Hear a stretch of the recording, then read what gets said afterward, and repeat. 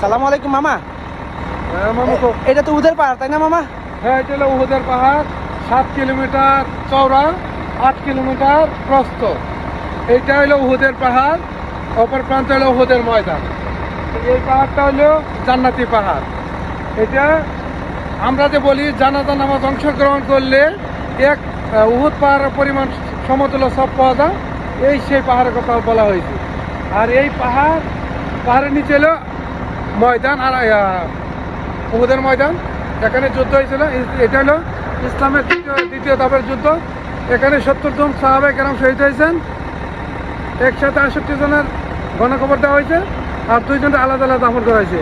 একজন রসুলের চাচা সৈয়দনা শহীদ আমির হামজা ছিলেন, আরেকজন ছিলেন রসুলের সবচেয়ে গরিব সাহাবী হানজালা রাদিয়াল্লাহু তাআলা। এই 2 জনকে আলাদা আলাদা দাফন করা হয়েছে, আর 68 জনকে একসাথে গণকবর দেওয়া হয়েছে। আর সামনে যে দেখতে পাচ্ছেন, এটা সমগ্র থেকে ময়দান। আর এই পাশে ছিল মুসলমানদের শিবির বা তাঁবু, অপর প্রান্তে ছিল কাবের মসজিদ।